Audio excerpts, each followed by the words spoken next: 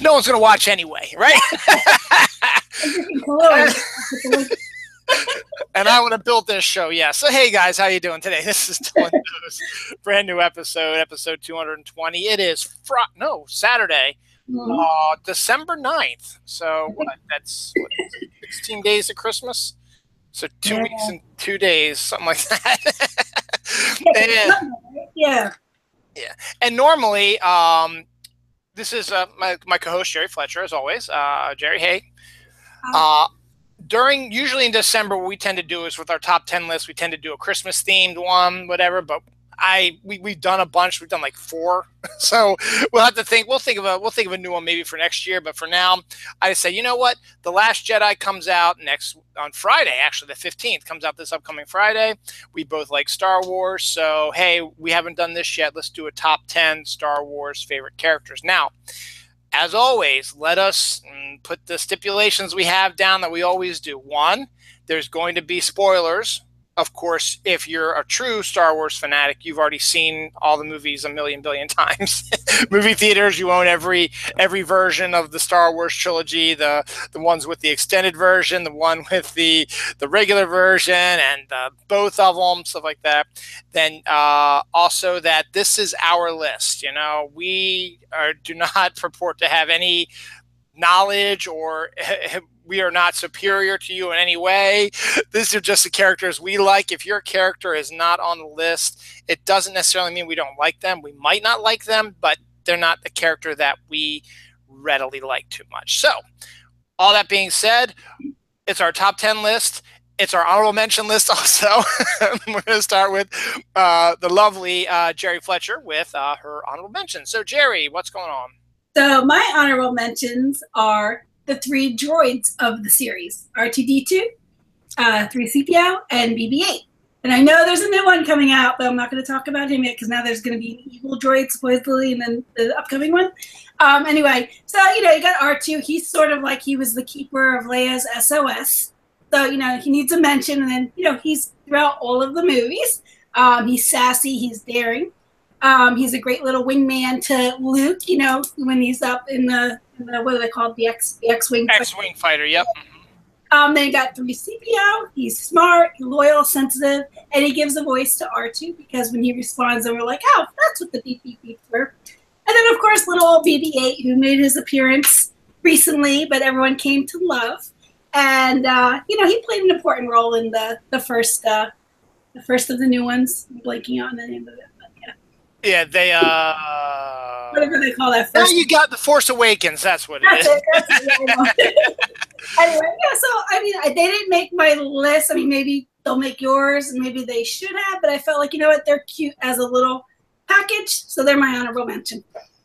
One of them made my list, and we'll get to them in a little bit. My honorable mention, and real quick, C-3PO is a very important part in the series. To be honest, he and R2 are the only ones that have been in every single one of them because they were, in Phantom Menace, C-3PO was just being created. R2 was in that as well. They made their way through Attack of the Clones and the Revenge of the Sith. And then the newest one, The Force Awakens, they both reappear with that. C-3PO with his red arm as well. So they are, I guess if you add Anakin / Darth Vader, they're the only ones along with him who have been in every single Star Wars movie. And technically, I guess he wasn't in The Force Awakens. His helmet was. So I guess it's only true then that it's R2 and 3PO are the only ones that have been in every single one, right? Yeah. Yeah, I think so. Yeah, think about it. I got to think about that for a little bit, but yes. But my honorable mention is someone that I just want to mention them because I like them a lot, and their total amount of their appearances in the original trilogy, obviously, which is Star Wars Empire, Return of the Jedi, is a total probably about maybe 10 minutes, if that, and it's Mr. Wedge Antilles. He is one of the only characters who appeared in all 3 of the original trilogy movies, and his role progressively got more important in every one. Now, if you're a follower of the extended universe with the novels and the Clone Wars TV show, well, not really Clone Wars because that's in the past, but the novels particularly, Wedge plays a very big role in the books because he's now the head of Rogue Squadron is the name of his group. And so they've done a number of Rogue Squadron books with Wedge being the leader of this specialty, the best pilots, and their adventures. So, but Wedge makes his, first appearance is one of the only ones who survives in the original Star Wars, and then pops up briefly in the second one on the Battle for Hoth. And then in the third one is now leading an attack on the new Death Star, and even gets a big hug and a high five from Chewbacca at the end. So Wedge is a big role, albeit a minor role, and he's my honorable mention. Awesome. Yeah. And actually, real quick, a really interesting tidbit: the actor who played Wedge, I think, is Ewan McGregor's uncle. So Ewan McGregor, I think, who was Obi-Wan in the original trilogy, or not in the new trilogy, I believe the actor who played Wedge Antilles was his uncle. So that's kind of neat. A little bit of a interesting little side note you hear about that. So nepotism too going on there. No, Ewan McGregor can hold his own. All right. So my number 10 is the Emperor / Senator Palpatine. He is the main villain of the story when you think about it. He's responsible for orchestrating the Clone Wars and depleting the Jedi population. That's the nice way of saying what he did. He starts out playing the humble senator, and then he worked his way up until a point where he was an unimpeachable emperor. So really, really evil dude. And so he had to be on the list, but I made him 10. Gotta get in there. He shows up a little later in my list, so I'll talk to him a little bit more about it then. But yes, he absolutely deserves to be on this list. He is the main villain. Everybody thought, hey, Darth Vader's the bad guy. Well, not really, because the prequels and the original trilogy is about Darth Vader's quest from when he started out as young Anakin Skywalker to his evilness at the end of Revenge of the Sith and in Star Wars, and then he starts to change an Empire and then changes fully in Return of the Jedi. However, the Emperor, as you said, I'm trying to think, he's like a fox in a wolf in clothing. That's what it is. Wolf in clothing. He starts off, being, I'm for you guys. This is ridiculous. But meanwhile, he's orchestrating all the stuff on the side. And I'll talk more about that when we get there because he's a lot higher up on my list just because of that. My number 10 is from the most recent movie, Force Awakens. We don't know much about this character as of yet, but they played a pretty substantial role in the movie, and hopefully it looks like that this new trilogy is going to focus a lot more on this character. It's Kylo Ren. I found his character on first viewing I felt was kind of but on subsequent viewings and seeing the stuff that he goes through, he seems to be going through a similar trek as his grandfather, but at the same time, he's the most interesting part is when he is face to face with his father Han Solo in their showdown, and you can just see the literal battle going on in Kylo Ren's with the Force. The good and the bad side are conflicting against each other, and he's having a rough time, trying to weigh which one is more important, and he's asking his father for help. And this is why I still truly believe that the conspiracy theory, because we're big on conspiracy theories, that Han Solo actually killed himself. He used he impaled himself with Kylo's lightsaber to save his son. And I know it doesn't sound like that's a way to save his son, but I don't think Kylo could have done it. And he needed a little extra push. And I think Han sort of knows that there's this conflict going on inside of him, and this might help him go onto the right path. But that's, as I said, that's a theory that hopefully will play out over the next 2 movies. We'll see what happens. There seems to be some interesting stuff going on with him and Rey in this new movie coming out on Friday. So we will see what's going on with that. But I just found his character eventually was, yes, he starts off as like a petulant child. He's one of those ones where he, if something doesn't go his way, he just totally, absolutely loses it. And he just smashes things. When those few stormtroopers run away, has his temper tantrum and just destroys everything. But at the same time, you also have to give him credit that he's also extraordinarily powerful. I mean, to stop Poe Dameron's laser blast, in midair, that's almost physically impossible. But it's a movie, so we'll pass with that. But if the Force, he's that strong with the Force, right. He can stop something. Yeah, he can stop concentrated light in midair. That's got to be, that's really power. And then, just and the conflict, I think, is going to continue. I mean, as I said, we don't know the context, but seeing some of the trailers. Did you see the trailers for The Last Jedi? Or you've been trying to keep yourself okay? The scene where this could be. What's that?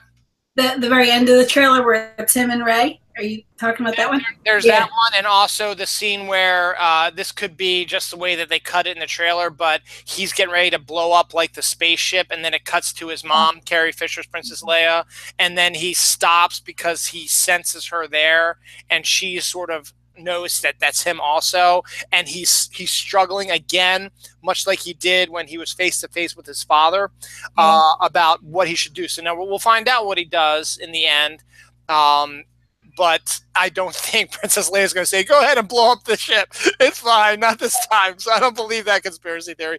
I do believe, though, that Han Solo did actually impale himself to free Kylo Ren. But that's just my opinion. We'll see if it plays out. And maybe in the future, they'll show the same scene from a different point of view, different camera angle, and then actually show him doing that. So that'd be interesting. Hey, you never know. Never know. It's my number 10. My number 9 is my favorite Wookiee. He's the Millennium Falcon's first mate. He's the smuggler's best friend. He's loyal. He's tough. And he can be sarcastic and a little bit whiny because he gets cold when it's cold out. That was like my absolute favorite thing. When Han Solo was like, oh, you're cold?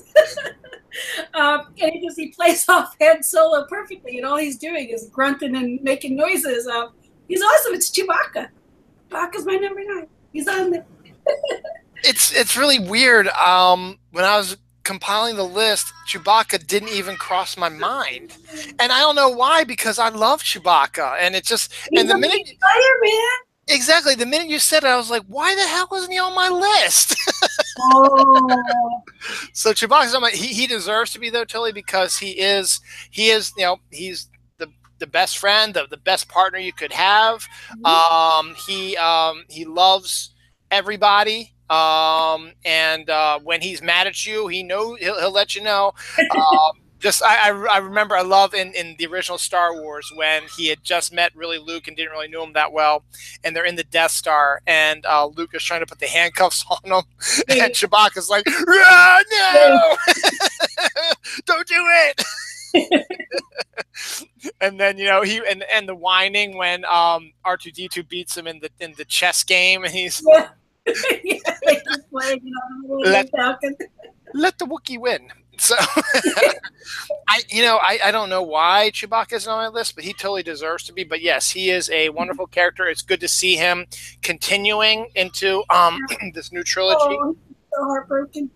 Yeah, it is, and that's also interesting too. I don't know if you've seen, there was a cartoon that someone drew a while back that's making the rounds, where it's Chewbacca growing up with young Kylo Ren and teaching him, because he would. He's like Uncle Chewbacca, and playing with them, and he's playing tag with them when Kylo Ren's a little kid, and then as Kylo's getting older, he starts getting evil, and then he sees how, as Kylo Ren is now evil, how upset Chewbacca is because this little boy that he loved more than anything, as an uncle, really, how did he become evil? And it is one of the most heartbreaking cartoons you're ever going to see. It's really awful sweet.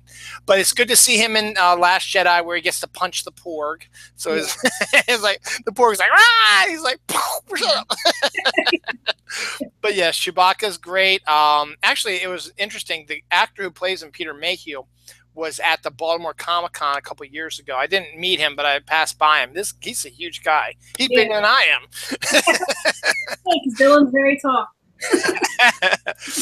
I suppose maybe Chewbacca should have gone in my number 9 slot, but instead I have another Force Awakens character. It's the last one on my list, but of the new characters. But Finn. Now I like Finn because he's almost like a breath of fresh air character. You think he's going to start off as like the Luke Skywalker, but then he's sort of got a little bit of the roguish Han Solo. I mean, yes, Poe Dameron does as well, but he's got sort of that, Luke Han mixture. And then the fact that he's also so devoted to Rey and wanting to help her out, and even wants to, is good friends with Poe also, which I hope they explore their bromance a little bit more also, because it was really a sweet thing to see. And also just see his concern for Rey, even though she can take care of herself, he still shows that concern.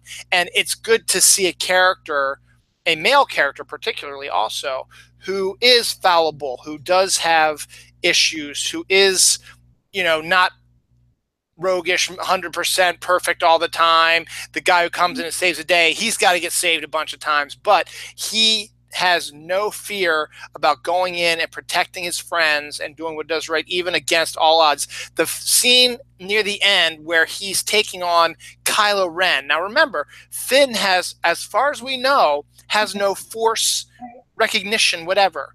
And he's taking on one of the obviously most powerful dark Sith-like Jedis, and does pretty good for a little while until he gets his butt kicked. But you know what? He doesn't care. He knows he's probably going to get his butt kicked, but he's trying to protect his friends and try to do what's right. And it's really good to see a fully formed character like Finn, and the fact that he comes from stormtrooper stock, and you get to learn a little bit more about stormtroopers. And I always thought, and this is one thing I will admit, when I was younger, I always thought stormtroopers were robots. I always thought that there wasn't anything human inside. I always thought that they were just robots running around, and so it didn't affect me that much when they were killed, because it's like, okay, there was no blood, no nothing. They just like, boom, they fly everywhere and fall over and they're dead. It's like, okay, they're just robots. But no, we discovered that there are flesh and blood people inside the stormtroopers, and Finn was one of those. And he realizes that he doesn't want to do this anymore. He wants a different way of life. And so he goes AWOL, and that's going to play. I think we've seen some of the stuff in the trailers. That's going to play through the next movie as well, because he goes up against Captain Phasma again. And so he's not, he's going to take no prisoners. He's going to do what he believes is right, even though he knows he could probably lose. And that's why I made Finn number 9, because I think he's a really good character to introduce into the series. And I'm glad that he's here. That's funny, because he didn't make my list. I considered it just because he's such a conflicted character, but with so much heart, like you said. And yeah, he's a good one. I should have put him on here. But my number 8 was Kylo Ren. And what I had written was, he's Han and Leia's kid, Darth's grandbaby, Luke's nephew. Poor guy has such huge shoes to fill, that how could it have not gone awry, So, and when you talk more about him too, but yeah, he made my list, but he made number 8. He's like a child star, one of those kids who made it big, like a Gary Coleman type, who had the right family, had all the popularity, the fame, the glory, because of who he was. Maybe Gary Coleman, maybe it's more like a different, is a family member of, and they have to live up to that role, and it would screw somebody up, I think, absolutely, if you have to live up to your father or your mother, who are the greatest probably rebels of all time, and your uncle, who is a Jedi, the only Jedi Master left, who defeated your grandfather, who was one of the worst villains of all time. It would make you conflicted, absolutely. My number 8 is, let me look at this, is the only new character from the prequel trilogy, and I wish I'll get to that when I get it, is Darth Maul. I found Darth Maul's and one of the reasons why, and I've said this before, Jerry, and we can get into it maybe next year sometime. I always thought that the Phantom Menace is an underrated movie. Yes, everybody hates Jar Jar. Yes, and everybody can't believe that young Anakin Skywalker is so annoying, and he gets into the spider and he destroys the Empire. And we've talked about it, though. I never mind little Anakin. I didn't like him when he became the middle one. What was the actor's name? That yeah, Hayden Christensen. Oh yeah, no, that kid, he was awesome. Yeah, he was, and he was a little kid, for God's sakes. You know, I thought he was acting appropriately. Exactly, and that's the other thing. That's the other reason why I thought it was an underrated film. And another reason why is because that lightsaber battle between Qui-Gon, Obi-Wan, and Darth Maul is probably, if not, is the best, probably the best lightsaber battle we've seen yet. I'd have to be on. I have to put up there because let's face it, the Luke and Vader ones are okay, but they're kind of stale and stagnant. Now, yeah, they're moving around and doing stuff and stuff like that. Also, like the late '70s, and that was considered like epic for its time. Now they can do so much more in terms of martial arts and blah blah blah. Yeah, exactly. But you get Darth Maul doing this stuff, and just the reds and the blacks and the evil lookingness. And now here's the interesting part, and you might not know this. So at the end of Phantom Menace, he gets sliced in half by Obi-Wan, and it's over and done with.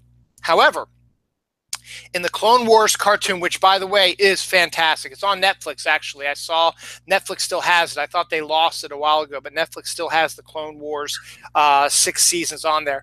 I highly recommend, if you're a fan of Star Wars, definitely check out the Clone Wars cartoon. I also have heard good things about the Rebels, which I haven't seen yet, Rebels cartoon. But with the Clone Wars cartoon, around the 4th or 5th season, we discover that Darth Maul is actually still alive. Because his alien physiology, he was able to survive being cut in half, and his lower half is now like a spidery, robotic type of thing. And so he's now incensed with revenge against Obi-Wan for doing what he did. And then we learn also he has a brother who is very similar to him. And so the two of them decide to go and declare all-out war on Obi-Wan Kenobi. And then at the same time, they try to go back to the Emperor, who's moved on from them, and the Emperor treats them like garbage as well, which is really interesting too, because you'd figure, hey, he's one of my best fighters, he's still alive, hey, I could utilize him. And the Emperor's like, F no, get out of my face. So Darth Maul becomes this more conflicted character, though. The drive for revenge for Obi-Wan is so strong, but now he starts to have hatred towards the Emperor as well, not only because of him being rejected, but also something happens down the line where the Emperor kills Darth Maul's brother. So that sort of, messes him up inside as well. So if you haven't seen any of the Clone Wars stuff, I recommend sitting down and watching it. I haven't seen all of them yet, but the ones that I've seen they're phenomenal, and they're the way that I wish the prequel would have been more like, particularly the second and third movies, because they are you see the burgeoning friendship between Obi-Wan and Anakin, which they mentioned all the time, but I don't see that. We've had this discussion before too. I don't see it in the prequels. I just don't. I don't see the friendship between Obi-Wan. I see it more of a teacher-student thing, where the student is a petulant. Yeah. The student is a petulant asshole. So Darth Maul is one of my is one of the favorite baddies, probably one of the best bad guys, and I wish he would have stuck around in the actual movies. Might have made Attack of the Clones a little bit better, but what can you do? You get Christopher Lee as an older bad guy. It's like, okay, that's great, but I'd love to see Yoda take on Darth Maul. That would have been awesome. But Darth Maul's my number 8. My number 8 is I'm sorry, my number 7. Yeah, 7. Is Rey. So you got a tough, independent chick who knows how to fight. Are you scared, boys? We know she's sensitive to the Force, but the beauty of it is we're not quite sure which way is she going to go, good or bad. Like we just don't know yet. And I'm really looking forward to next weekend, see if we can discover a little bit more about that, and if she does finally make a decision, or if she's still like teetering between the two. Just an amazing character. It's nice that it's a woman and she's strong, she's young, and she looks out for herself. She's definitely not a damsel in distress. And what's beautiful too, because you had brought up Finn, is he does want to protect her, but he also respects the fact that she can take care of herself. It's more of like a partnership. Let me protect you, not like a man, like, oh, you're the feeble woman, I must protect you kind of thing. And so, it's Rey. She's awesome. She is awesome, and she's not on my list, but again, she'd be high up there also. She is just another really good character, and that's the one thing I liked. The Force Awakens. I'm not sure if it was on par with the original trilogy. Obviously, it's going to be really hard to get on par with that. But from what they presented with the characters they had, actually was really good. And where actually the new characters were a little bit more interesting than the old ones. Yes, it's nice to see what old Han Solo's up to and old Princess Leia and stuff like that. But it's the new characters that make their presence felt. Kylo and Finn and Rey and even Poe Dameron, who just didn't get enough of exposure in the movie, but hopefully that's going to change because the actor is really good and the character is really interesting. He's got his own comic book actually. Since Disney owns Star Wars and Marvel Comics, Marvel does Star Wars comics, and they are canon, so they're in the chronological history of Star Wars now. So they have a Star Wars comic. They've had miniseries with Lando Calrissian and Princess Leia, and so on and so forth. But Poe has his own series. And that's interesting because, it's a regular series, not a limited series. And it's interesting because he's such a cipher. You don't know anything about him, that you can do whatever you want within the confines of, okay, this is where we're going to go with the character. You can give him the backstory and some history and stuff like that, but keep it within the parameters we've set, and you're fine. And they've done a really good job. They've had it's like on issue 24, 25 right now, and it's an interesting series. It really is good, and it's fun to read. So absolutely. And Rey is just, again, is a fantastic brand new character. Just everything about her, I liked everything about her. I think she's going to be just as powerful as Kylo Ren, if not more so, because just that what we've seen just from when she first started out is insane. For someone who didn't know anything about the Force until she recognized it and then was able to do what she did in it. It's just figure out what's going to happen if. And it looks like Luke's not going to be that great of a trainer to her, but maybe he's going to train her a little bit. Just figures what she can do when she's focused on it and she learns more about it. And it gives you chills a little bit to see, wow, this could be now I don't want her to become evil, and I don't want to flip the card where we talked about Kylo was conflicted and have him become the good guy and Rey be the bad guy. I don't want that to happen. I want Rey to be the good guy, but it's not up to me. Right. I also heard a theory that she's actually Anakin's clone. So I don't know. We'll see. There's that. She's related to the Emperor is another one I've heard. She's Luke's daughter. So you get all kinds of interesting. To me, I always thought she was Han and Leia's daughter at first, but then Carrie Fisher or Princess Leia was just sort of like, oh, I don't know you that well, but I'll give you a hug anyway. Or that they're related in some way, because to me it always seemed like Kylo and Rey, because Kylo kind of knew who she was. I mean, maybe it's the Force awareness or whatever, but to me, they appear maybe even to be like cousins almost. That's why I think maybe she might be Anakin's clone, because he might see his grandfather in her. So I just the relationship the two of them had and the discussions they had. Seemed like it was like you having a discussion with your cousin almost sometimes. I mean, not if your cousin was evil. But like there was some familiarity. Exactly. So hopefully maybe we'll get some answers about that. So that'll be good. My number 7, you chatted about a little bit already. R2-D2 is my number 7. Oh. And I don't have C-3PO on the list because, to be honest, 3PO is kind of useless. I mean, yes, he is a protocol droid and he can translate, but he's got the prissy British accent and he doesn't do anything, makes stupid jokes in the prequel trilogy. R2's done it all. He's done it. He does it all. He's done it all. He's got a little attitude. He's snarky. He doesn't take your BS. Just he zaps. If it's an Ewok who's getting in his face, he zaps the Ewok. If it's Jabba's little rat-like creature, he zaps him too. And then I did not like how they gave him rockets in Attack of the Clones so he can fly through the air. It's like, come on. Keep him on the ground. But he was always the one that, if you need someone to save the day at the last minute, guess who you're going to call? You're going to call R2-D2 to save the day.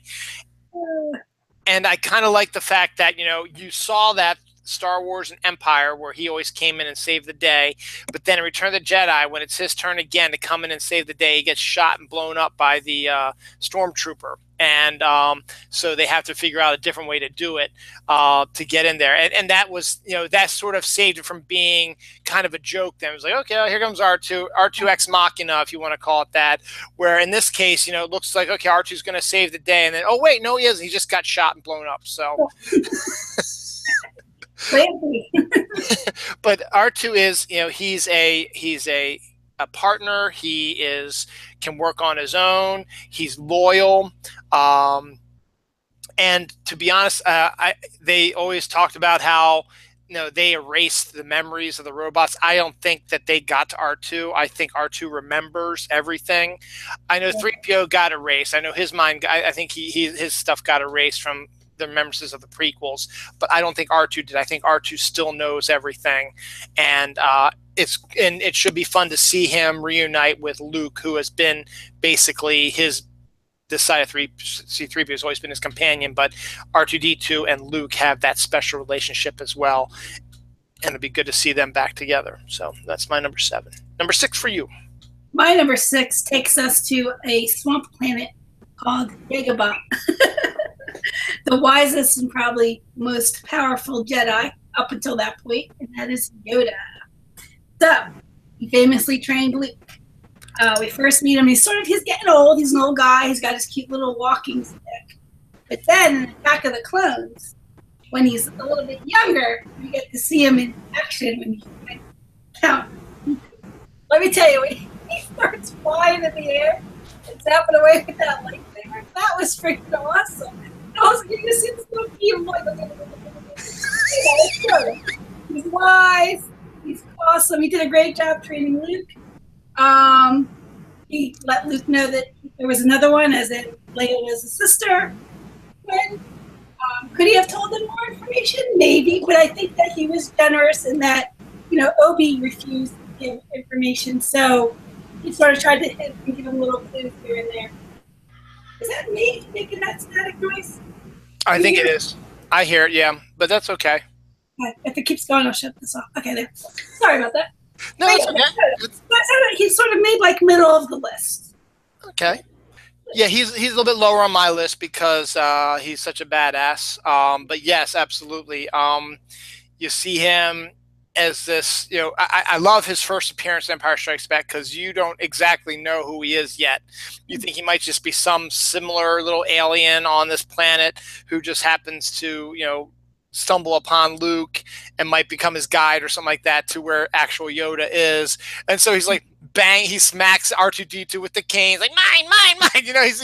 He's totally the opposite of what you expect a Jedi Master to be. And that's what the beauty of it was. He was trying to test them to see, he knew who they were and he knew who Luke was. He knew exactly, but he had to go see what Luke would do and see what he was there for and stuff like that. So he put on this facade of being this crotchety old little alien living on this planet saying, mine, taking the candy bars, like, ooh, doing all this little, and that's not Yoda because he's putting on a play. But then when Luke is finally about ready to give up and say, oh, I'm just like this. And then Yoda gets that look in his eyes. He rolls his eyes back and goes, I can't train him. And then Obi-Wan comes and talks to him.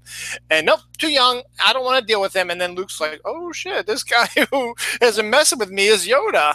And then that's when you actually find out the real Yoda. He is a as you said, he's very wise. He's very strong in the Force.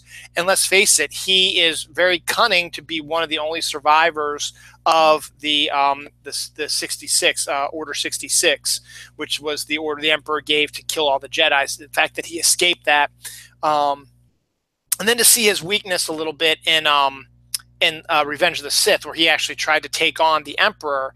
And granted, he did do some damage to the Emperor, but the Emperor made just about as much damage on Yoda as he could as well. And Yoda, it was kind of heartbreaking to see, because you weren't expecting Yoda to fail.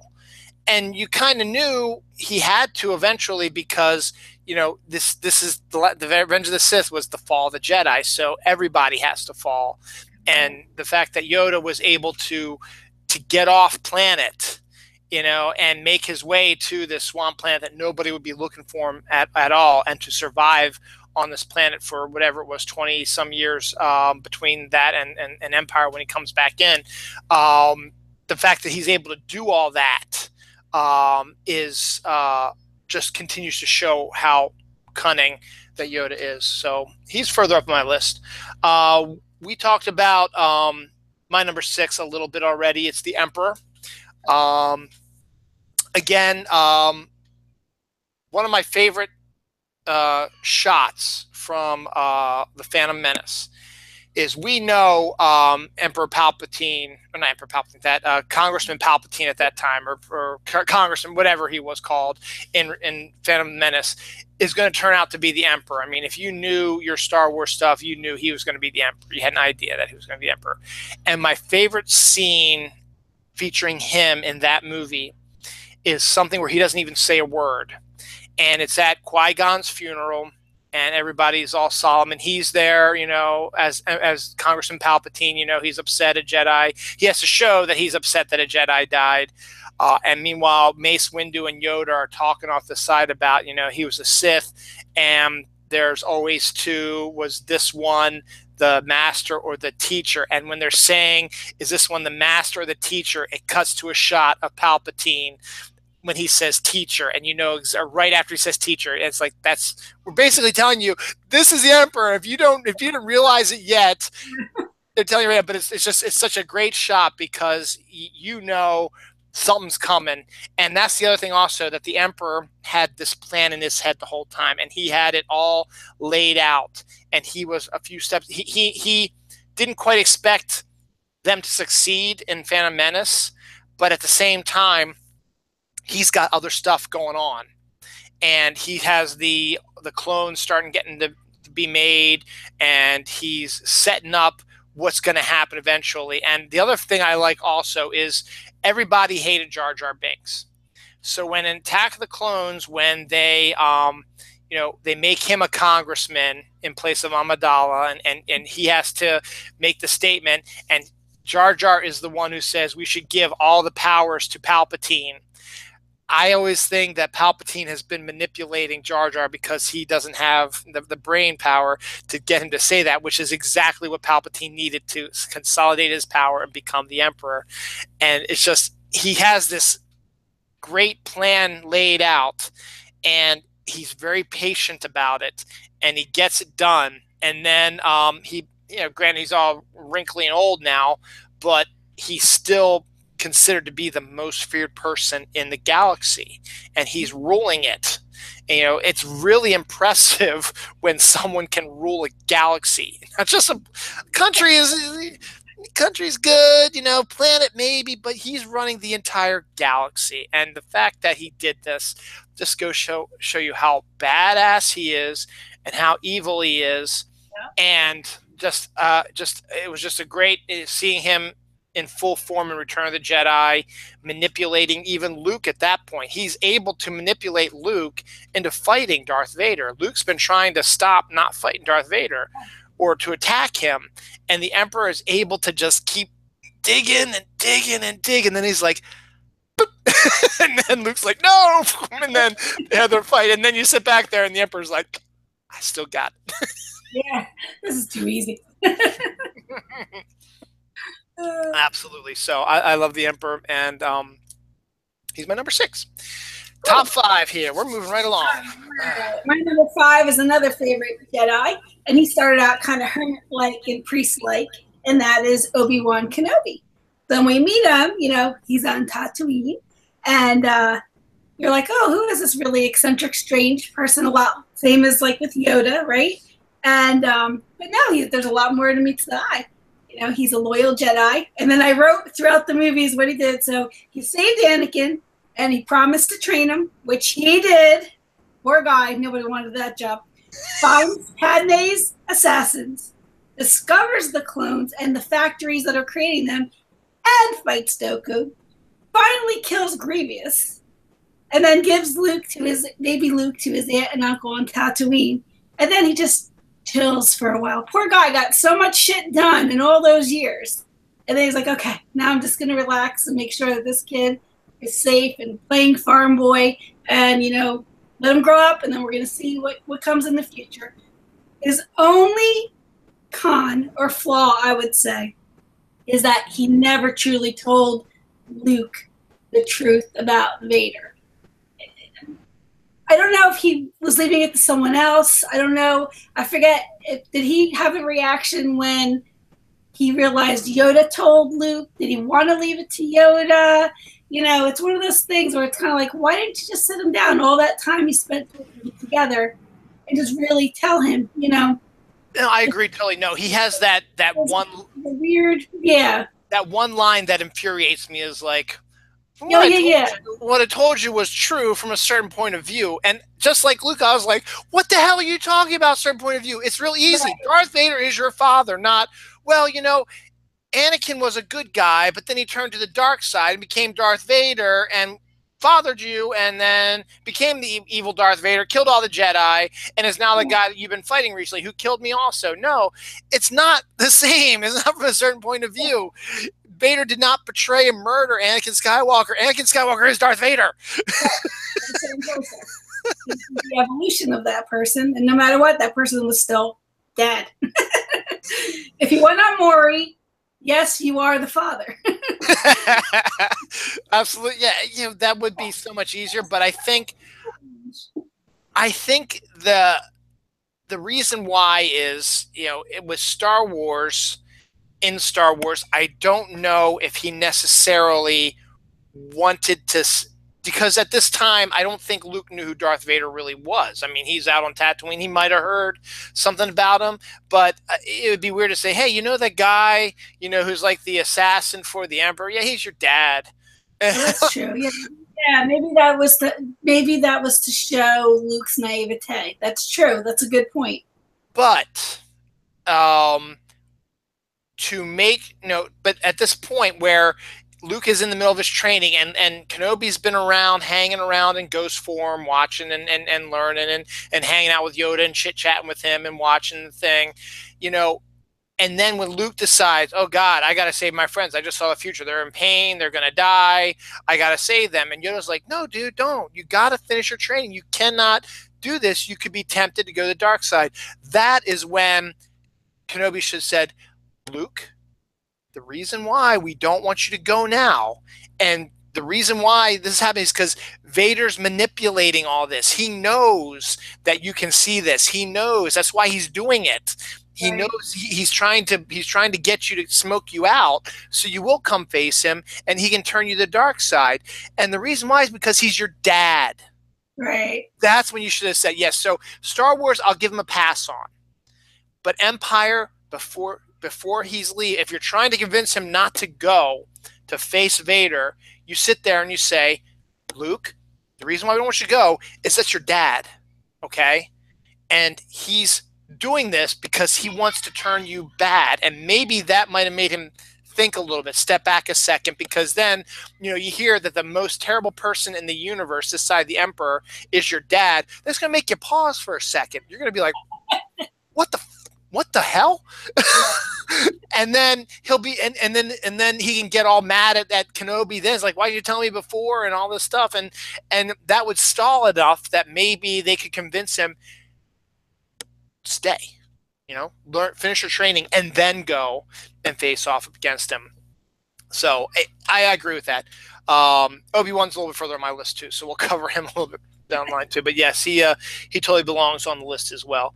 I have a feeling my number 5 is on your list somewhere, maybe a little lower. It is Mr. Smuggler himself, Mr. Han Solo. Hey, baby, how's it going? When you first meet Han Solo, he is a scoundrel, smuggler, just does everything for money, and looking for work. And Obi-Wan and Luke say, hey, can you help us out? And he's like, yeah, I'll do it for this much money. And they're like, okay, we can double that for you as well if you can get us to this place. So he does. He gets him there, and he's like, you know what? I'm not here for your. He doesn't believe in the Force, which is fine because he's not going to believe that stuff. He's seen a lot of stuff, but he's not going to believe that stuff. That's perfectly within his character. Second, he's not there to fight your war. He's there to make some money. That's what I want. I got a bounty on my head.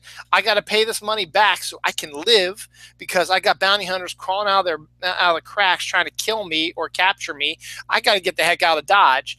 But eventually, hanging around Luke and Leia, and even you could even say Chewbacca might have even had a little bit of you gotta, Han, these people need our help, That's why Chewbacca makes that one like rah, and Han's like, I know what I'm doing, and he's packing up to leave. Chewbacca's like, dude, you need to stay.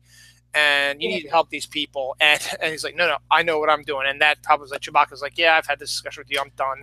And he just continues to pack it up. And then eventually, you have the Han Solo ex machina at Star Wars, who comes back in the nick of time to stop these TIE fighters from shooting Luke from blowing up the Death Star. And so he comes back, and Leia's like, oh, I knew you were loved more than money. And then he becomes now a part of the rebellion. And then in Empire, he shows up, and he's like, now I'm really going to leave. I've hung out with you guys for a while, but things are getting a lot more heavier now. The bounties increase more. We ran into a bounty hunter here. He's trying to get me. I got to go. But then, of course, the Empire attacks, and he's got to get Leia out. He's got to get everybody else out. So he gets them out.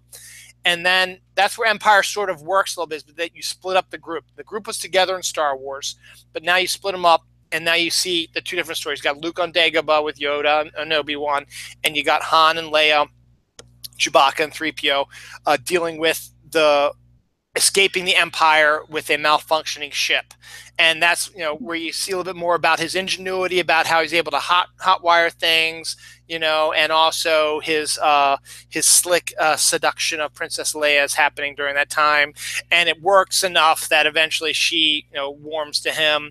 And then, of course, it all goes to hell at the end of Empire. And then I like to think that in Return of the Jedi, when he's been in carbonation for however long it's been, I would recommend probably only maybe 6 months, maybe if that, because it would take a while to get the plan in place and for Luke to train a little bit more. Because he said, no, he didn't go back. He just was, I guess he was able to train on his own because he was a vastly different Jedi between Empire and Return of the Jedi. And so they get the plan going. I think during that period of carbonation where, you might be frozen, but your mind is probably still working a little bit. He probably began to realize that, he needs to, maybe settle down a little bit. And a lot of people were thinking that he became neutered in Return of the Jedi, where he sort of became this guy that, he's following the princess and helping them out and doing the rebellion, that he's totally different than what he was in Star Wars. Well, yes, he's gone through a lot of stuff. And so, Harrison Ford is just a fantastic actor, brings exactly what you needed from the character. He starts off as the slick scoundrel type and ends up turning into a good man. It's a progression of his character, and that's what a good story is about. You see a change in the character from point A to point B to point C. And then to have him reappear in The Force Awakens as a he can go back to his old tricks. Exactly. But then once again, one of the best scenes is when he's reunited with Leia after so many years. And you can see that, they might have, had their differences and they're no longer together, but you can still see that there might be a little bit of a spark still there between them. Yeah. And the fact is, they're forever entwined. They have a son, so that's the one thing that the co-parent. Yeah, exactly. That's one thing that's always interesting about, when you get married and you have kids and then you get divorced, is that you're always going to be involved with, no matter how much you hate your ex, you're still going to be involved with them because you have a child together, and you're always going to be around there. So, and it just, and then again, it was fun to see crotchety Han Solo, scoundrelly Han Solo again, but at the same time, you could just tell he's aged. And it was good. I like the fact that they let him age. They didn't try to patch him up to make him look younger or whatever. It's like, no, he's had a lot of stuff happen to him. A lot has happened to him over the years. So my Han Solo is number 5 on my list. He was number 4 on mine. And Nice. yeah, I love that he was all crunchy toward the end there. Right. Cocky, funny, good looking, has a Wookiee as a best friend. He's the whole crooked package. And the spoiler, he gets the girl. Oh, yeah. And then he kills himself with the lightsaber. So, my conspiracy theory. My number 4 we talked about also is the little green Yoda. Again, little green Yoda. That's still. The scene in Return of the Jedi is still one of the ones where he actually dies. It's still one that gets you a little bit because got John Williams' score is building, and it's just sad. He disappears. Rest, must rest. Oh God. And then to see him go back to in the prequels when he's young and vibrant, well, younger and more vibrant. But yes, absolutely, that's the highlight of his whole appearances in the movies is his battle with Count Dooku, where he just pulls up the sleeves and is like pulls out his green little lightsaber and just starts jumping around like a little elf. Is like, whoa, what the heck is that? Where is he? Badass. That was the Attack of the Clones has a lot of issues. I don't like Attack of the Clones all that much, but that scene and the scene where and the whole storyline with Obi-Wan doing his detective stuff, that's awesome. That was cool. Anakin, Padme, junk, just throw it out. You could have done it so much better, but that's besides the point. But it's great. One last thing about Yoda, it's really interesting. My sister-in-law Catherine absolutely loves Yoda, and where did I get this? I guess it was when I was working at the radio station. No, it wasn't. It was at Diamond. I was working at Diamond. That's what it was. So I was working at Diamond, and I get an employee discount. And so I was looking through the previews catalog, which is our catalog of every month we get stuff. I go to the back. There is a giant, not giant, but like a stand-up, like probably a life-size, maybe a 4-foot stand-up of Yoda. It's bigger than real life Yoda. Yeah, maybe a little bit, but it's the picture of Yoda, and it's a stand-up that you pull the back out, and it's all made of cardboard and stuff like that. And I bought it for my sister-in-law for Christmas one year, and I think she still has it like in her basement or something. She's got it up, but it's really cool. It's him from Attack of the Clones, so it's him with the green lightsaber, and he's ready to attack and stuff like that. It's really cool. Oh, good. And we also, real quick, we gotta give props to Frank Oz, the puppeteer and voice of Yoda. Who else did he do? Let me see. Other people. Kermie, and Fozzie. I think he did Fozzie too. So he did Miss Piggy, Fozzie Bear. He's done. He's one of Jim Henson's guys, and is one of the best puppeteers you're ever going to see. And he brought Yoda to life. Now that was one of the downsides of prequel Yoda was he was all CGI.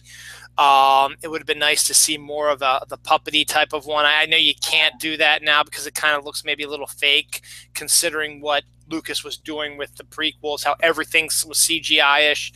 But bleak, I guess. Yeah.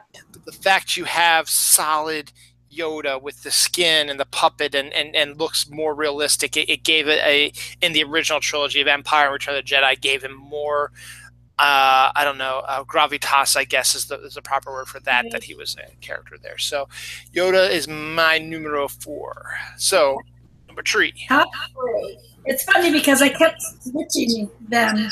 Like, I didn't know who to make 3, 2, 1. Then I switched and I switched again. And I still don't know if this is the right order, but my number 3 is Princess Leia. At first, I wanted her to be number 1, but I had other reasons for changing it around. So for now, she's my number 3. She was awesome, especially for the time, and opinionated, confident. The thing about her is she was a confident woman in a movie. She was a princess. She turned politician, and she became part of the rebellion. Soldier, she could fight, and then eventually, worked her way up to general. Luke's twin, Han's chick, Kylo's mom. I mean, she's done it all, and she's been it all. She's Princess Leia, I can go back and explain her step by step, movie by movie, but she's the whole package. She is, absolutely. She's higher up on my list, so you can probably figure out where she might be. Yeah, it was hard. The 3, 2, 1 for me was really hard. The thing is, Padme was so lame. It's like, how is that her mother? Yeah, she's definitely has more Anakin in her than mommy. Oh yeah, absolutely.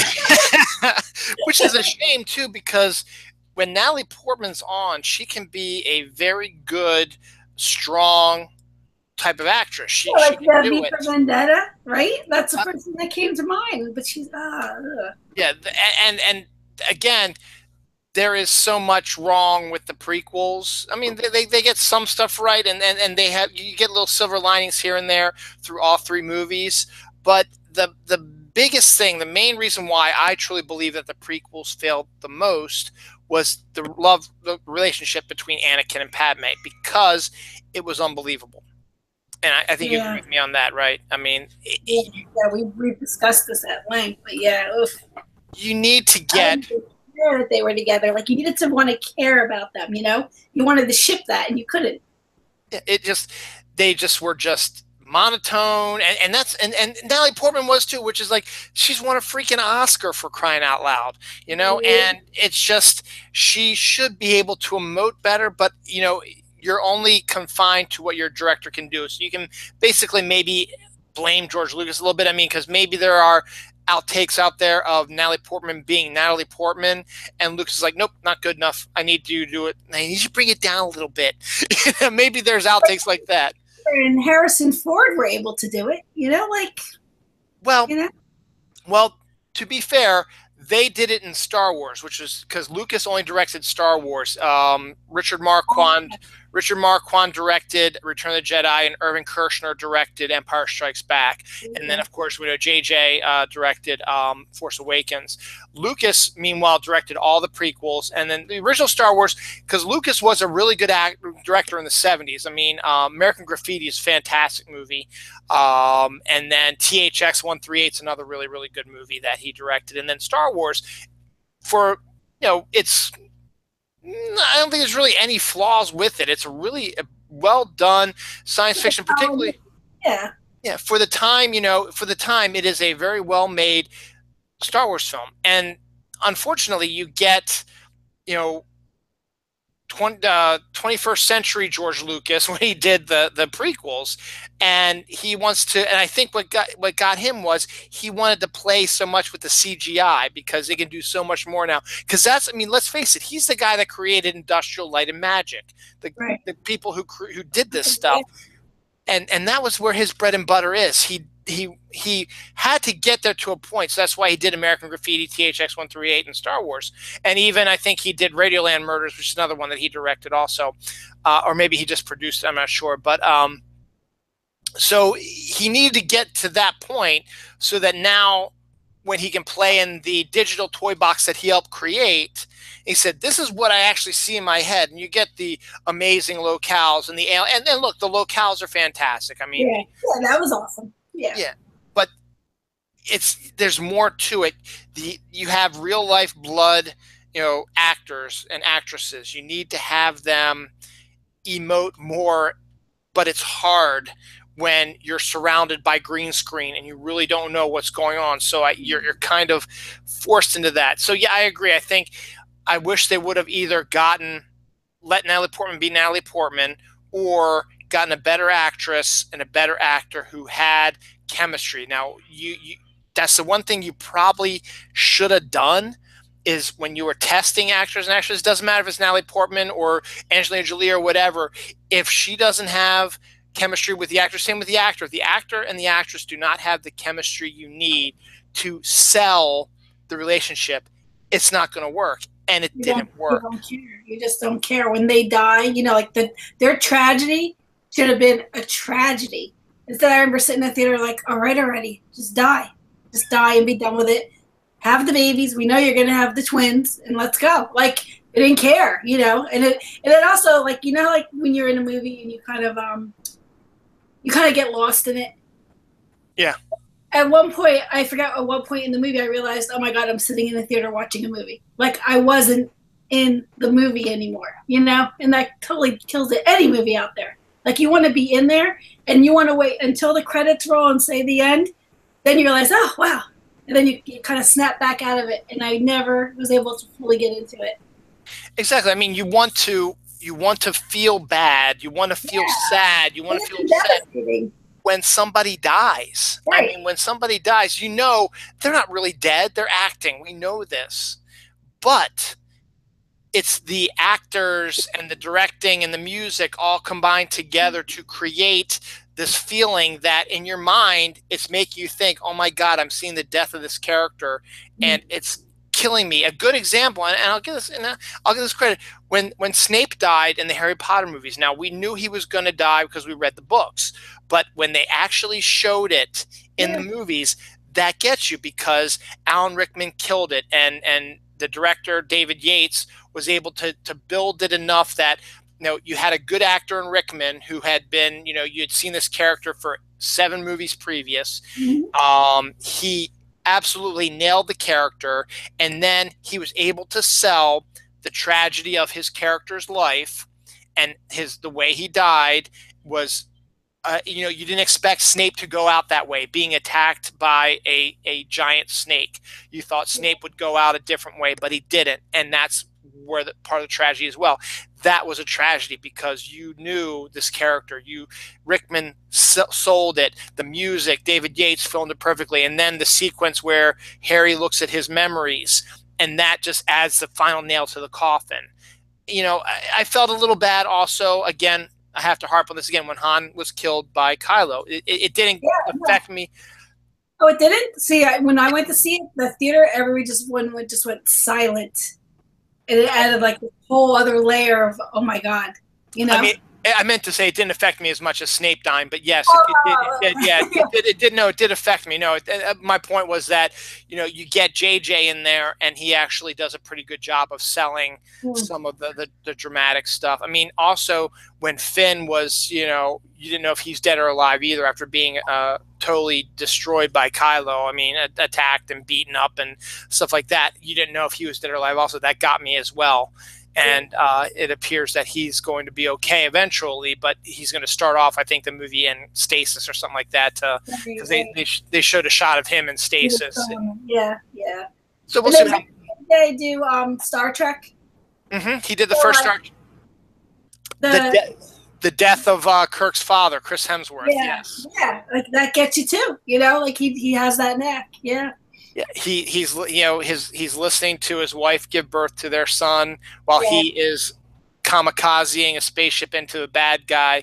Oh my God, yes, that gets and that's where JJ can get you as well, and nail the coffin. So that's why. So they either needed a better director or they needed better actors who had better chemistry. The chemistry. Yeah. And again. See, this is what I do. We're talking about Princess Leia. We're starting to go this whole big. All right, who's your number 3? My number 3 is, I guess I was having the same kind of issue you were, trying to figure out who my 3 were, but I think I pretty much had this set in my mind. But Darth Vader's my number 3. I know who your number 1 is. He probably should have been higher up, but at the same time, this series is about him. Don't don't let the fact that Luke Skywalker takes front and center, and Leia and Han Solo take front and center in the middle trilogy. It's still about Darth Vader.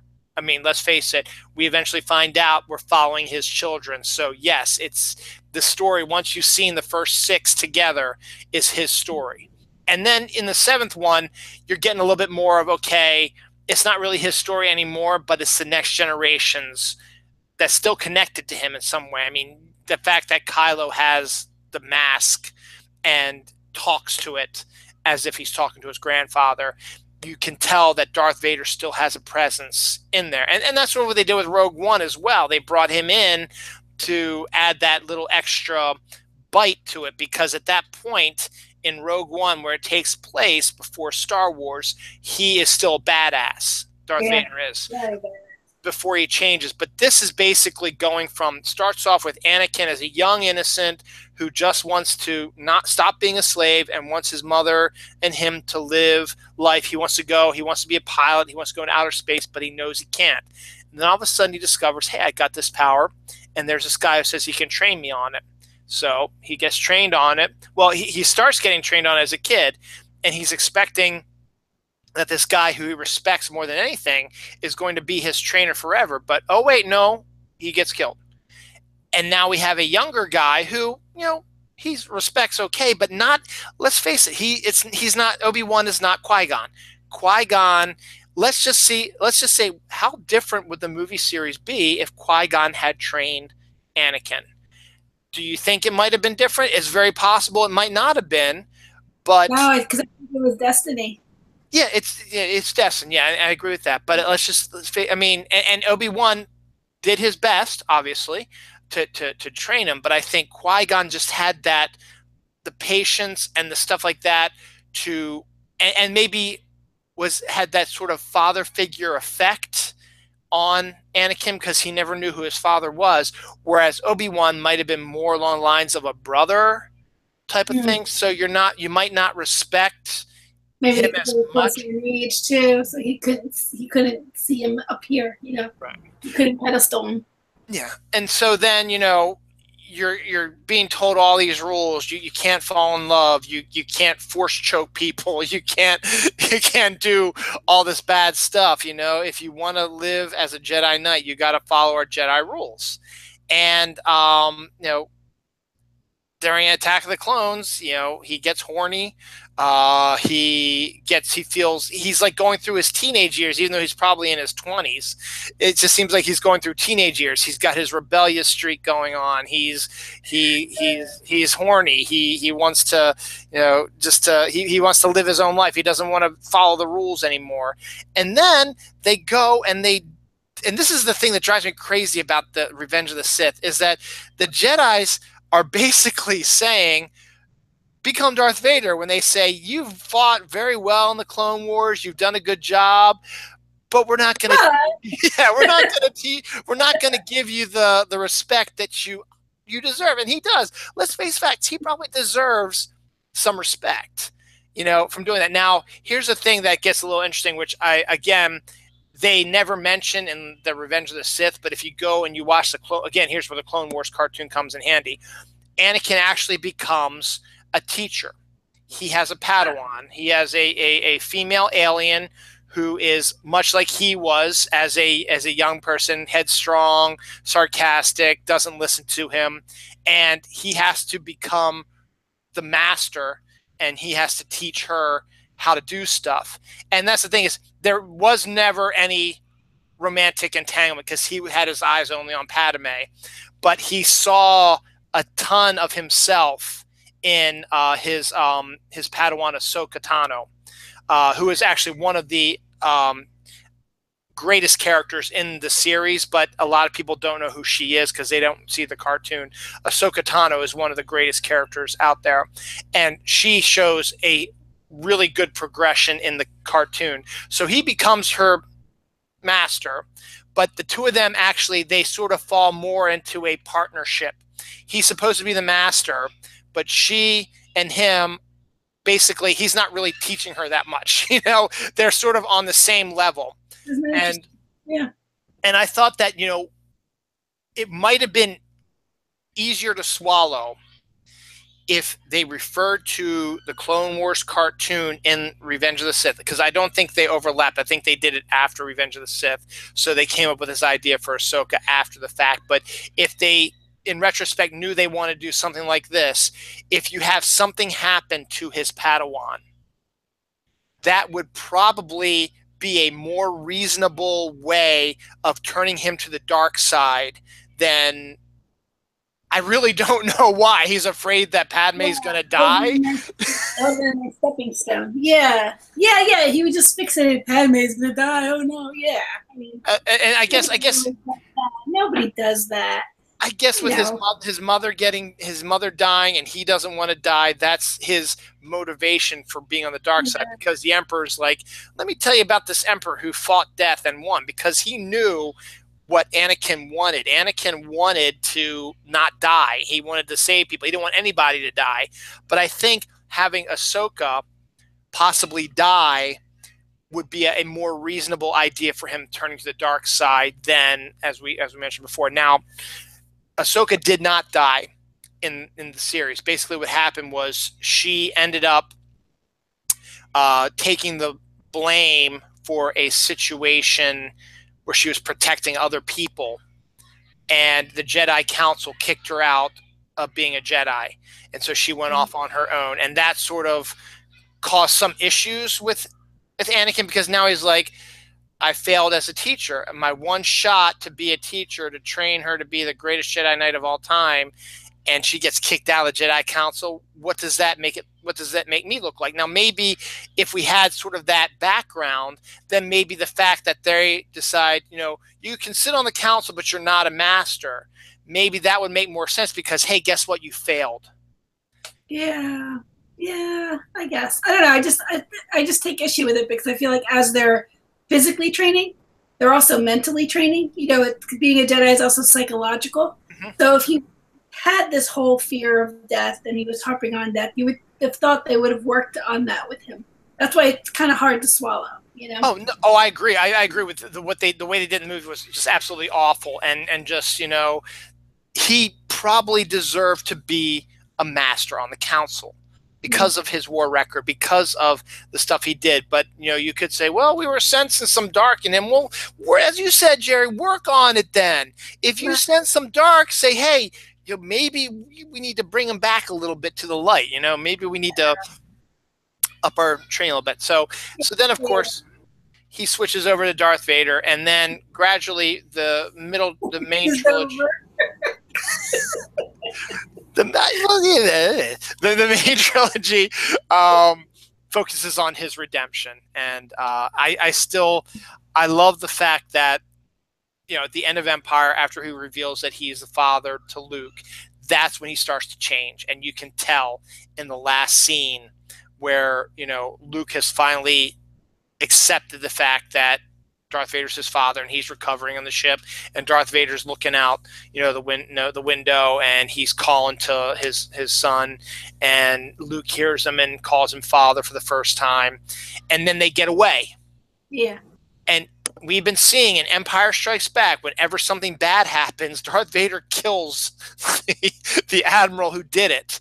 Well, they got away, but he doesn't kill the Admiral, because the Admiral's in Return of the Jedi. And so you start seeing his character seems to be conflicted again in Return of the Jedi.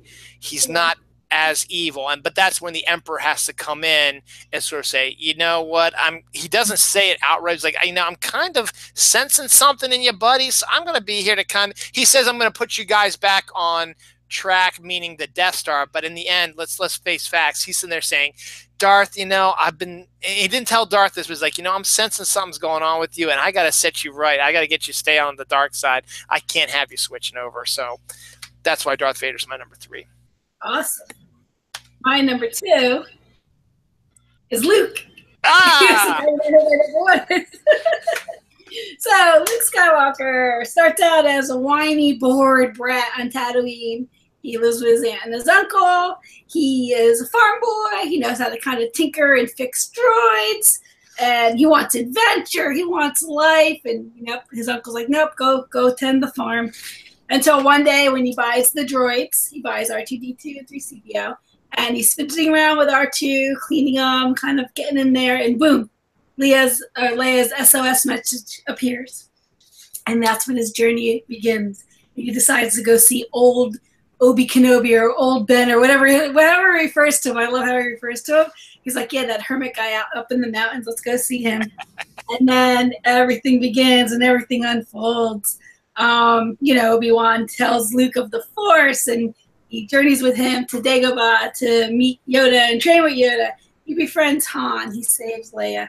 Falls briefly in love with her. Joins the rebels to defeat the Empire and, of course, destroy the Death Star. He's one of the most powerful Jedis ever.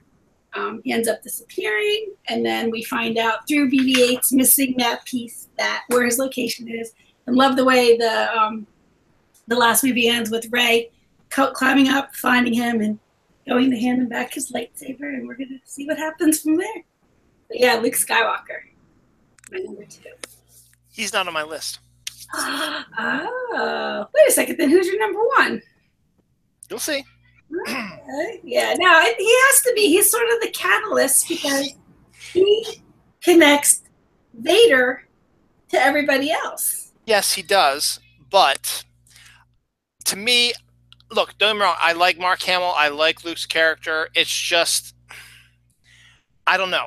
There's just something that when I'm sitting there, and when I wrote my original list, I had about 20 people on there, and Luke's on that list, obviously.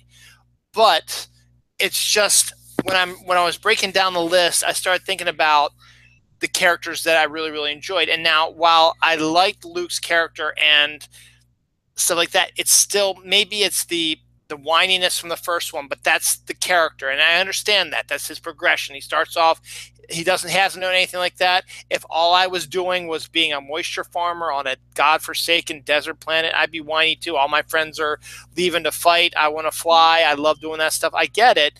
And then, all of a sudden everything goes to hell, and then he ends up in the thick of it, and it's not as glorious as he likes to think it is. But then he gets to meet all these new people and having more experiences.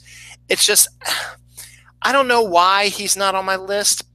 There's nothing wrong with the character, and he is, to be fair, he is the main catalyst, the main character of Star Wars Empire Return of the Jedi. He's the one who has the main journey, because we follow him from bright-eyed, bushy-tailed, young farmer boy to a veteran Jedi master who is a badass. And he is a badass, but he just is, I don't know, just something about him. And I like my 2-in-1 slightly better than that. Should he have appeared maybe higher up, maybe taking R2-D2's place or Finn's place? Possibly. But to me, Luke is Luke. I have his pop right there. I don't know, just something about him. I don't know. Maybe Last Jedi will change my mind about him right now to see how he is too, because I think you're going to see a completely different Luke Skywalker, and it's going to make absolutely perfect sense because of what happened with the Jedi. He's trying to responsible for what had happened. He's trying to regrow the Jedis, and then all of a sudden, here comes Kylo Ren, who is his nephew, blows up, maybe even kills the young people that he hired to, not hired, but who he discovered had the Force qualities and was training them. Maybe they're all dead because of him, and that's why he went into seclusion and is Mr. Hermit. To me, it's just something that he just did not register on being my list. So, and you're probably gonna roll your eyes. My number 2 is Obi-Wan. I think Obi-Wan is. He's good. He's a solid dude. He's a solid guy, except for what we talked about already. Yes. But I think what really sold it for me was Ewan McGregor was, of the prequel trilogy, was probably the absolute best casting for the character. And now there's talk that, they were saying there was going to be an Obi-Wan solo movie with Ewan McGregor. I was like, that's going to be awesome. But now they're saying, maybe not so much, because this Han solo movie's been having a lot of trouble, and that comes out next year. But you know what? I think things are going to change. The guy that they cast for him, they shouldn't have used that kid. Yeah. I don't like him. You know what? The Ewan McGregor movie. Yeah, I like Donald Glover's Lando, though. I think he's going to be fantastic. Donald Glover's an awesome. Yeah. And the fact that they had to bring Ron Howard in to basically redirect 85% of the movie, basically, is not a good sign. And it's that actor. I bet you he's the Hayden Christensen of this movie. Yeah, you absolutely could be right, and we're not going to know for another year because it's not coming out till December now. It's supposed to be out in May, but it's been pushed to December because of Ron Howard having to redo everything and stuff like that. So, unfortunately, not unfortunately, but I think it's still going to be enough that, it's still going to make a lot of money. But I wanted to see an Obi-Wan movie with Ewan McGregor because I found his portrayal of Obi-Wan was fantastic. From the first Phantom Menace, where he's the young, bright-eyed, Padawan, but he's doing what he's supposed to do. It's his master. He does everything his master says, even though it might be against what he wants to do. And, he trusts thoroughly in what his master said. His master said, "You're not ready for the trials yet." He's like, "Well, yeah, I am, but if you say I'm not, then I'm not going to do it." Whereas Anakin be like, "Yeah, I'll take the trials. Yeah, fuck, F you, But Obi-Wan has the proper respect for his master. And he's a good Jedi, too. And then, of course, he sees his master get killed by Darth Maul, and then he revenges, that, and then takes on, the process of training Anakin, despite what the Jedi Council wants. They don't want Anakin to be a Jedi. They say, send him back to Tatooine. We don't want him. But Obi-Wan's like, you know what? I'm going to do it. And F you, I don't care, And then we see him, and as I said, in Attack of the Clones, his secondary story where he's investigating the clone farms and battling Jango was probably the best part of that movie, along with Yoda's battle against Count Dooku. That was every time his story came on, I was like, yes, this is great. And then all of a sudden you're back to Anakin and Padme. You're like, okay. In that flowery field. Yeah, the little cow creature things. And daisies and shit. But the best scene is fighting Jango Fett on that island type thing, and a driving rainstorm is amazing. And then him getting breaking into the one planet, and then of course getting captured, unfortunately, but still doing that. And then the Revenge of the Sith, he's fully he's a war-torn veteran now. He knows what's going on. He's seen it all, and he is ready to clear out and finish up everything. So he goes and he takes care of business, and then discovers Anakin is doing all this stuff. So he has to attack his Padawan, who he claims was his brother, and then ends up demolishing him, which is fantastic, slicing his arms, legs off. Yeah, that was a good scene. Because he's and he absolutely had every right to, because Anakin kills the younglings and helps the Emperor kill all the Jedis who were all of Obi-Wan's partners, friends, teammates, whatever you want to call them. That's gonna mess up people's heads, and you're gonna want to take care of the person who did this. And it doesn't matter if it's your brother, your father, whatever. You don't do that. And he had to do that. And that fight scene, in the lava planet was fantastic. And then everything Obi-Wan did, he gave plenty of warning. But you know what? He said, "You're not listening. Slice, slice, slice, slice. You're done." Yeah. It's the same. He didn't cut off his head. If he would have cut off his head, we'd be okay.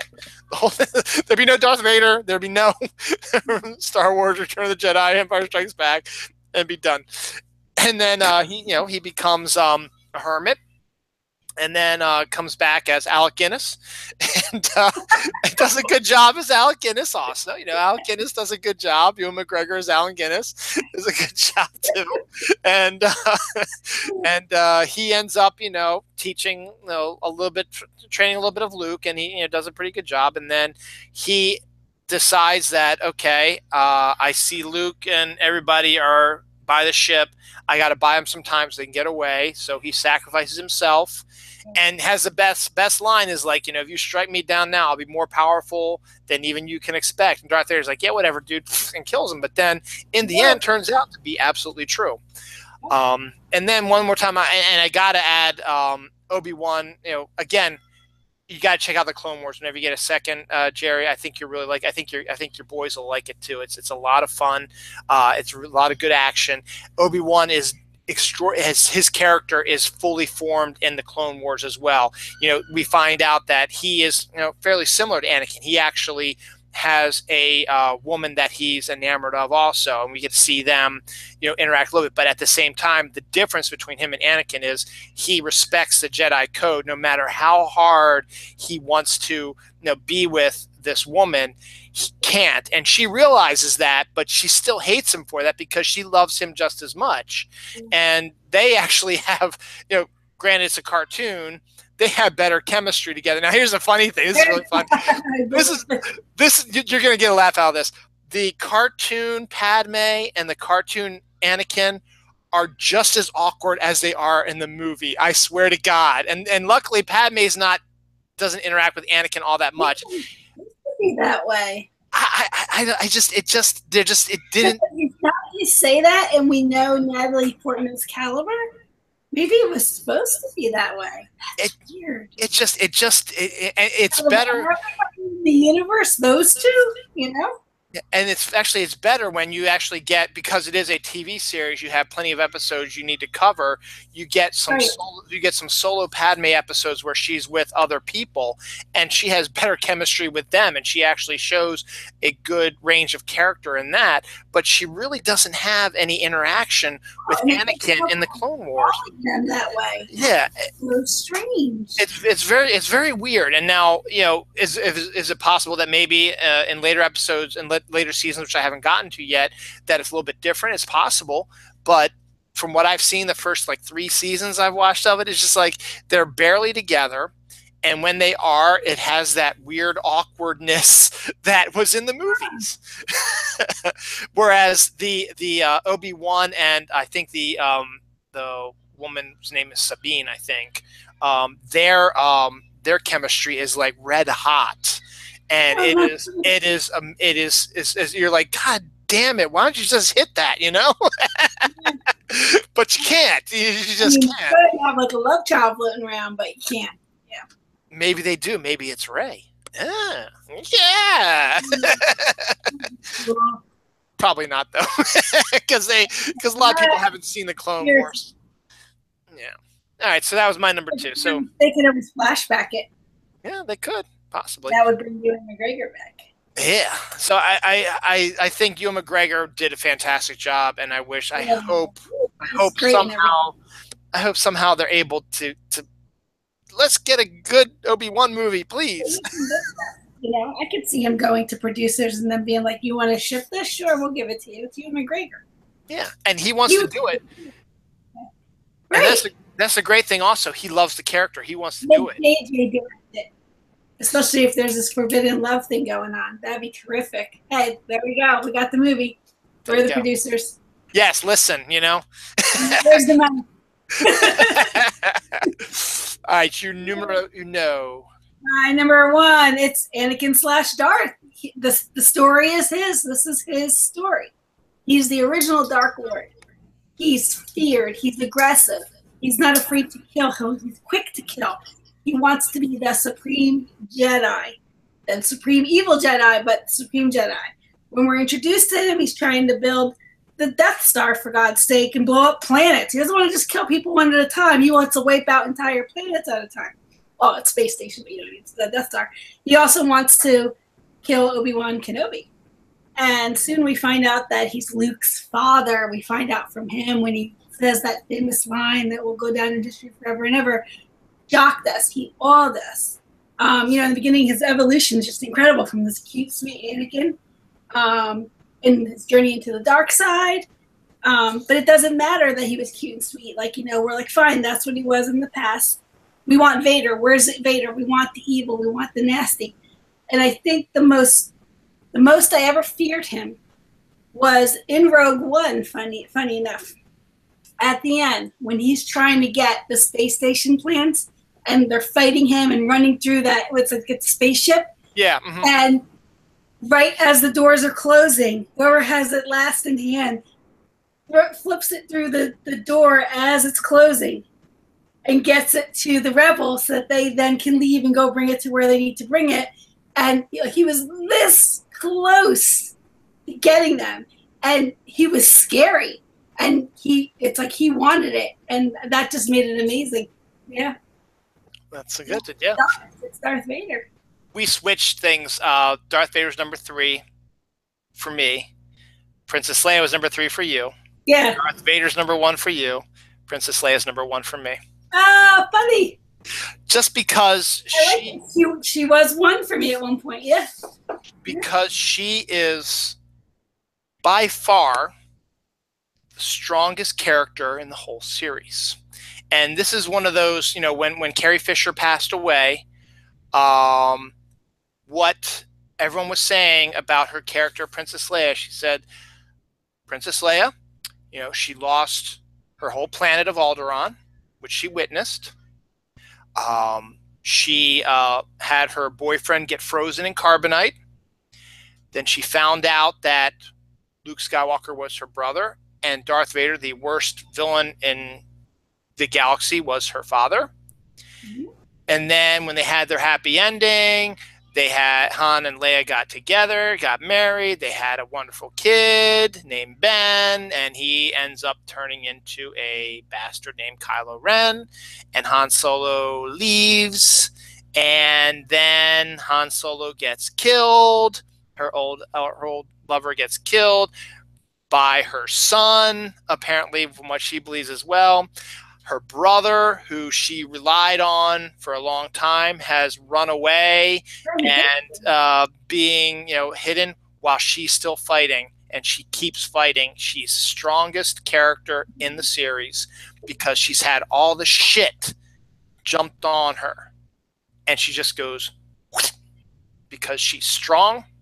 She's forceful. She knows what she's doing. She's tough. She doesn't need any help. She can wield a gun. And I want to, unfortunately, with Carrie Fisher's passing, we might not see this, but I want to see her wield a lightsaber. I want to see this in Last Jedi, just to see that she would probably be one of the most badass lightsaber fighters of all time. I would probably guarantee you that. And I think I wouldn't want to face her in a battle because she is that strong, and she just doesn't know it because she's so pinpoint focused on what she needs to do. Her whole life is about protecting people. She's a princess. She has to rule, or she's a general now, but she was a princess. She needs to protect her people. She became the head of a rebellion, which very well could have fallen. And if she wouldn't have died, she would have been executed. She might have even been tortured and and made a spectacle of, and yet she still did what she did, knowing that this was a possibility because it was the right thing to do.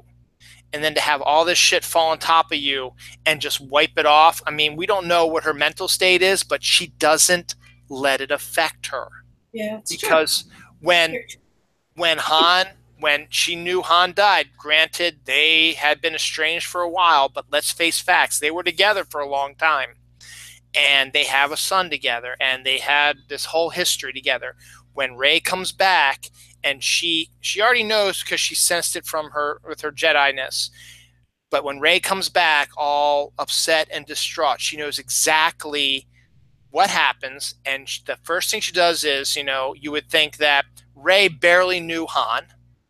Princess Leia has this history with Han. You would think that Rey would be the one to comfort Princess Leia. That's not the case. The thing that happens is Princess Leia goes to Rey and gives her a big hug and comforts her instead, because that's who she is. It wouldn't have been unusual to have someone else come to her and take care of Princess Leia because it's your ex-husband. It's the father of your child. They're dead, was killed by your child. This would devastate most people. But her first thought when Rey comes back is not about herself. It's about Rey's upset. She's never seen anything like this before. I have to go comfort her about this. And that is just that's the essence of who Princess Leia is, and that's the reason why she's my number one. I think though that she knew he died when he died. I think Yeah. she knew it at the moment it happened too. She did. She couldn't sense it from him, but she got it through Kylo. Right. Yeah. She did, but my point was that, when Rey comes back and Leia felt it, but she might not have let anybody else know because no one else really knew what was going on because it's at another whole another area. When Rey comes back and is getting ready to announce that he's died. She knows. She does. She doesn't go to her to comfort Princess Leia. Princess Leia goes to Rey and says, "I already know."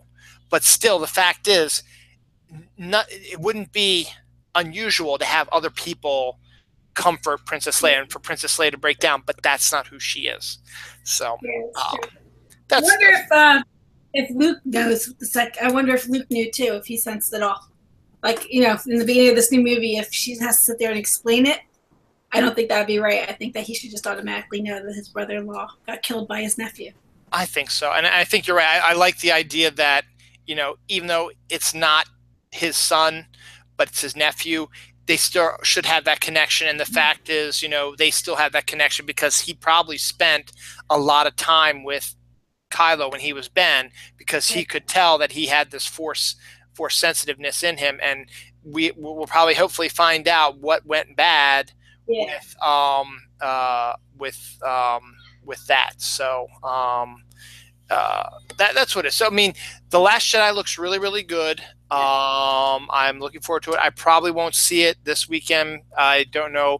It might not even be till maybe the new year. It took us a few weeks to see Force Awakens. But it's going to be huge. It's going to make a ton of money. It's also one of the longest. I think it's going to I think it's 2.5 hours long. I think so. That's like the longest Star Wars movie they've had yet. But I mean, they're saying it's going to be parallel to Empire Strikes Back. So expect some big explosive details to come out or situations to happen, and maybe another key death. Maybe Luke's going to die. Maybe they're somehow going to write. Well, they didn't know that Carrie Fisher was going to die when they finished the movie. So are they gonna kill Princess Leia off, or they're gonna figure something out? I don't know. That should be interesting, but it's going to be heartbreaking to see Carrie Fisher's last performance as Princess Leia, and apparently she's in a much bigger role in this one than she was in Force Awakens. So we'll see what happens. I'm looking forward to it. I think it looks good. I think Rian Johnson's a perfect choice to do this film. I'm not so sure. Well, JJ did okay with the first one. Have him come back for the third one.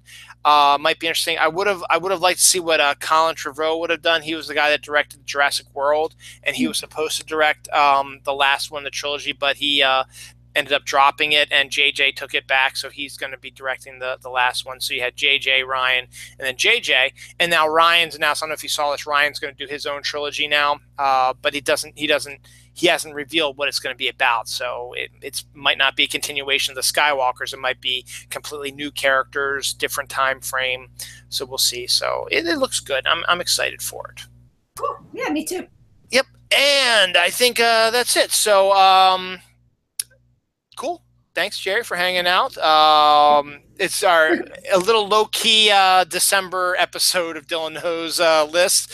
We'll get back to our raucous, alcohol-imbibed Christmas stuff next year. We'll figure out a good theme for next year and get back to that. But I just figured, let's take a little breather from the Christmas stuff and talk a little Star Wars. It was the 40th anniversary this year, and I really haven't had a chance to talk about it this year because of various issues, so I'm glad we were able to do this time.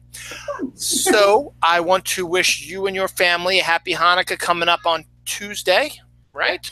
Yep, on Noelle's birthday, actually. So got big plans? No. My father-in-law's on Saturday night. Yep, and then we'll gear up for Christmas. But Merry Christmas to you guys. Thank you very much, Geri. For you guys, next week. Oh, geez. Next week is 17th, 18th. So it's a week before Christmas. I'll be doing a solo show. I got to think about what I'm going to do Christmas weekend. Maybe I'll take that weekend off. I think you should take that weekend off. Yeah, I Really? think. Yeah, I got to. It's just this year's just been rough. I've had a crappy week at work. I had a crappy week with my car. The car's been fixed. The work stuff isn't going to get fixed anytime soon. So we're just getting nailed right now, and it's just highly stressful. And I'm disappointed because we were going to have what we do at my work is we have a formal Christmas party, and then we have an informal one on the last day of work before the Christmas holiday. And the formal one was going to be at a Ruth Chris Steakhouse this year. Down at the Inner Harbor where Dawn and I went for her birthday, and so Dawn and I were like, "Yes, we're gonna go. We're gonna have free Ruth Chris Steakhouse food. It's gonna be fantastic." And then it's on Thursday the 14th, and we look at the schedule. It's like, okay, that's Noelle's concert. Oh. So, but it's going to be great because she's been playing the trombone, which is really interesting. She chose the trombone, so she's going to be playing a Christmas in the band, and then she's also in the chorus. So it's a band and chorus concert. So band is going to be first, and then chorus is going to happen. So she's both going to play in the band concert and in the Christmas singing concert. So it'll be worth it, and it's got to be good parents, right? No, it's nice. I just went to ours on Wednesday night. Yeah. Same thing. Yeah. Is that John who's at the cabin today out in the? John is in a cabin. It started snowing there at 7:00 this morning. And we heard from him this morning because he couldn't find his boots. What happened was there's 15 boys in the cabin, and they all kind of threw their boots in a pile. And it turned out a different boy put on his boots, but then through process of elimination, they figured it out because we're like, we packed your boots, you wore them there. You got to find them. They're inside the cabin unless you took them outside. We haven't heard from him since. He does have his phone with him. I checked Instagram, but he hasn't posted anything. I have a feeling they probably went like straight to sleep after a whole day of God knows what. And then my husband will drive. We'll probably get there by like 9:00 tomorrow morning and like help him finish packing up, and then they all kind of head out. Yeah, but they endured the cold weather. And I understand, that it's a cabin, but it's sort of like just furnace heating. It's not really like a nice, cozy home. So yeah, what the experience was like. Dawn and Noah do their cabin camping in January, so they'll be doing something similar in January. But Dawn will be there because Noah's still a little too young. Yeah, Cub Scouts, we never let them do it alone. But with Boy Scouts, he's at a point where he actually asked, "Can I do it alone?" So we're like, "All right, go for it." Yeah, absolutely.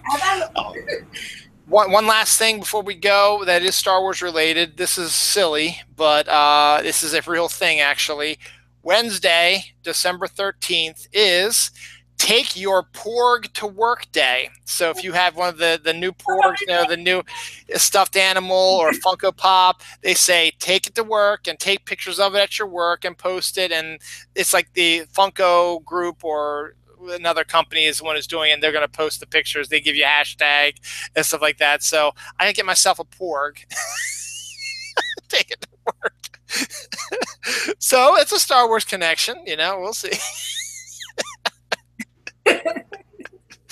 I just had to say that. So if you have a pork, take it to work on Wednesday and then go see the movie either Thursday night or Friday when it comes out, or this weekend, or wait till Christmas, or it's going to be in theaters for over a month. So we're going on Sunday. So okay, excellent. Yeah. I mean, right now, as I said, we don't have any plans to see it anytime soon, but that could absolutely change. We just didn't. When Force Awakens came out, we just didn't have time until the New Year. So we actually saw it like New Year's Day or something like that, or New Year's Eve, something like that. So we'll do something similar. Or if they decide they want to see it before then, we'll see it before then. Either way, I hope it's a good one. So Geri, enjoy the movie, enjoy Hanukkah, enjoy Christmas. Hope your son's okay. I'm going to check on the girls. It's kind of quiet up there. Yeah, they're watching the movie. I think Dawn came down just a second ago and said everything's okay. So, but it's getting late. I'm tired. I'm gonna go to bed, and they're gonna be up. And they're not gonna go to bed. So I'm afraid I'm gonna just stay down here. Anyway, a lot of estrogen up there. Yeah, there is absolutely. Of course, at least Noah's been enjoying himself, but he's like, they've been letting him play with him. Have enough, yeah. All right, so this was the last episode of Dylan Knows List with Geri Fletcher for the year. Our next episode will be sometime in January. I had an idea, and I can't remember what it is. I got to dig it out again and see if I can find it. But I do have an idea, and once I find it, I'll let you know, and we'll set a time sometime in January for our next 2018. Hopefully 2018 will be a much better year than 2017 was. 2017 was a crappy year, I think, all around. Both Geri. Real well. Yeah, we had our losses in our family. So it's been a rough one. Yeah. We're December 9th, almost December 10th with almost midnight. Deep breath. And I'm in Christmas spirit now. We're going to have a Christmas decorating party tomorrow with my in-laws. Finish up our decorating, get the ornaments on the tree. They're going to take Noelle out to dinner, and I guess us as well for her birthday. I guess so. Or maybe it's like, no, you stay home. We're just going to take Noelle. Really funny.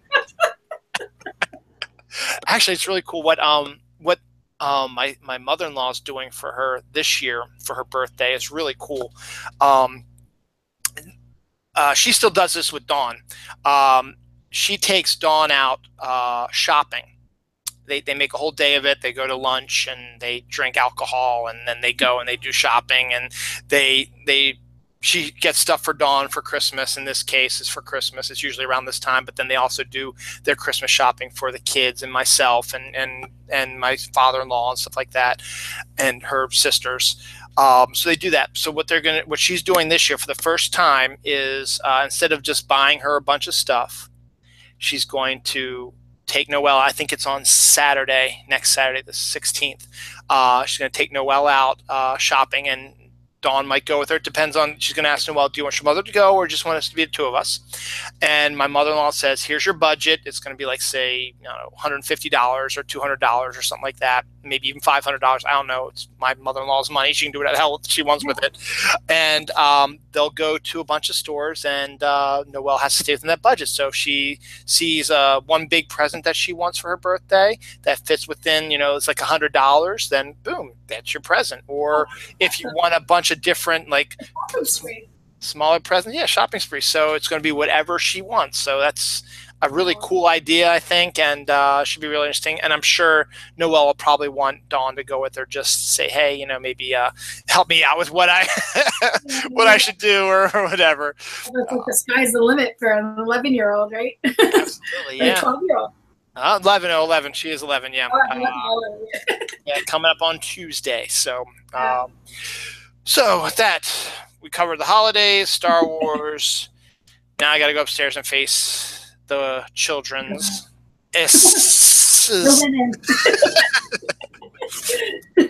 Happy New Year, Geri. Happy New Year, everybody out there. Dylan Knows List will be back next year. I'll be back solo next week, talking about whatever the hell I feel like. Whatever happens this week, anything interesting happens, I will let you know. And come watch my show next week.